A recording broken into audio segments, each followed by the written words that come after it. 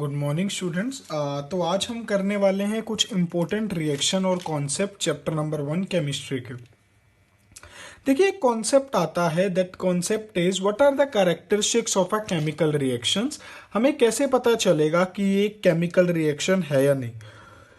अब ये टॉपिक सबसे पहले था, लेकिन मैं सबसे एंड में इसलिए करवा रहा हूँ ताकि आप लोग फेमिलियर हो चुके हो अभी तक सारी रिएक्शन से। अब आपको ये जल्दी समझ में आएगा।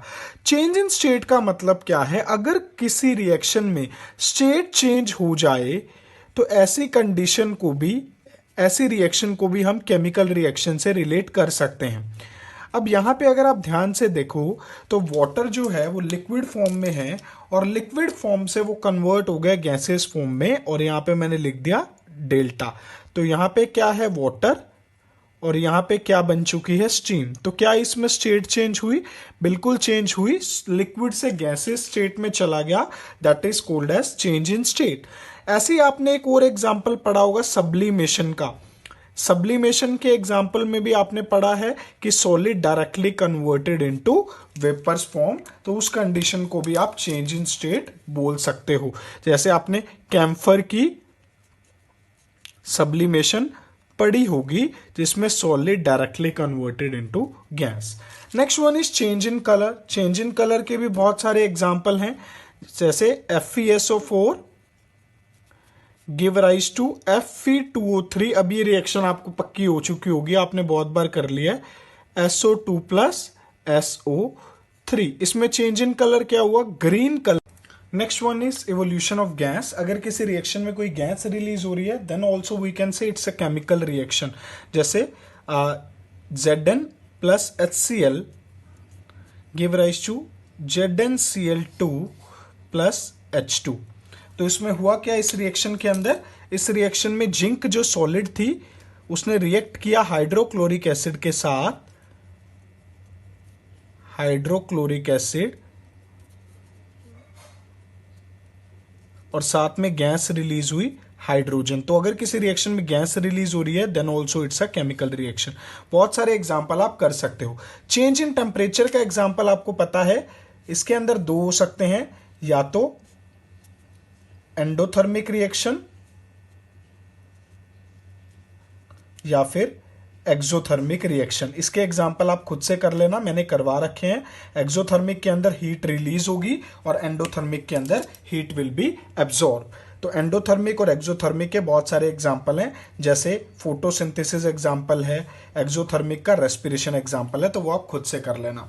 नेक्स्ट एक कैरेक्टर है फॉर्मेशन ऑफ प्रेसिपिकेट। अगर किसी रिएक्शन में प्रेसिपिकेट बनेंगे तब भी हम बोलेंगे कि वो एक केमिकल रिएक्शन है। इसमें भी बेरियम सल्फेट वाली रिएक्शन मैंने आपको करवाई है, जिसमें व्हाइट कलर के प्रेसिपिकेट बनते थे।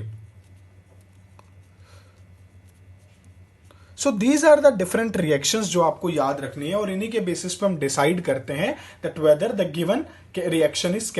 अब एक रिएक्शन आपसे पूछी जाएगी कि क्या होगा अगर आप इस जो लाइम वाटर है इसमें लार्ज अमाउंट ऑफ CO2 पास करोगे लंबे टाइम के लिए, तो क्या होगा, CaCO3 प्लस CO2। अब इसमें CO2 एक्सेस में पास कर रहे हो आप। जब एक्सेस में पास करोगे, इसका कलर कैसा था, व्हाइट था। एक्सेस में पास करने से क्या बन जाएगा, CaHCO3 whole twice, which is called as calcium bicarbonate. Calcium bicarbonate, जो कि कैसा होता है, कलरलेस। तो ये रिएक्शन क्या है, मिल्कीनेस डिसअपियर होने की। मतलब ये जो व्हाइट कलर है ये कलरलेस में कन्वर्ट हो गया, मतलब कलरलेस हो गया, विच मीन्स दैट मिल्कीनेस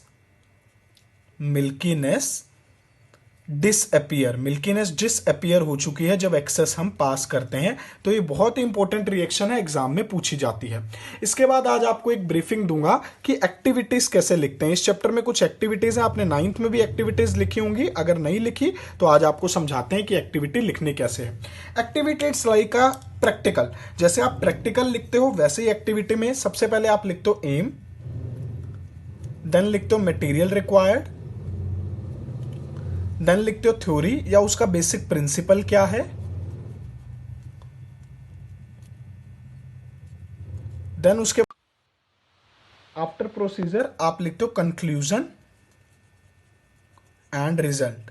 लेकिन ये सब आता 3 नंबर में, अगर कोई एक्टिविटी आएगी वो 3 मार्क्स में आएगी, तो इतना सब कैसे लिखना, बहुत ब्रीफ में लिखना है। चलो एक एग्जांपल लेते हैं। मैंने आपको इलेक्ट्रोलाइसिस ऑफ वाटर करवाया, उसको अगर एक्टिविटी की फॉर्म में लिखना हो तो आप कैसे लिखोगे? एम आ जाएगा to study the concept of electrolysis of water. Aim हमारा टॉपिक होता है, जो हमने टॉपिक लिखना है। मटेरियल रिक्वायर में आ जाएगा test tube, water, H2SO4, electrodes, battery etcetera.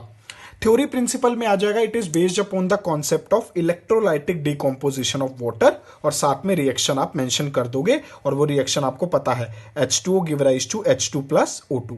Procedure में आप थोड़ा सा बना के लिख देना कि आप इन्वर्टेड टेस्ट ट्यूब्स रखोगे, कनेक्शंस टाइट रखोगे, वाटर के अंदर कुछ ड्रॉप्स H2SO4 के डालोगे, उसके बाद ऑन कर दोगे पूरा एपरेटस। उसके बाद कंक्लूजन एंड रिजल्ट में लिखोगे आपने क्या ऑब्जर्व किया और क्या रिजल्ट निकला। ऑब्जर्व किया कि एक टेस्ट ट्यूब में गैस दूसरे टेस्ट ट्यूब की गैस के कंपैरिजन में डबल थी। इससे क्या कंक्लूजन मिला कि H2O के अंदर 2 पार्ट हाइड्रोजन 1 पार्ट ऑक्सीजन है। तो किसी भी एक्टिविटी को आप लिख सकते हो। अब आपने कौन कौन सी एक्टिविटी लिखनी है? एक मैग्नीशियम वाली एक्टिविटी करवाई थी, मैग्नीशियम रिबन को बर्न करते हैं, एक तो ये एक्टिविटी लिखनी है। एक आपने फिर से लिखनी है एक्टिविटी इलेक्ट्रोलाइसिस वाली, और एक एक्टिविटी आपने लिखनी है कॉपर को हीट करना है, कॉपर ऑक्साइड की हीटिंग करनी है, कॉपर को ऑक्सीजन की प्रेजेंस में हीट करना है, लास्ट में दे रखी है।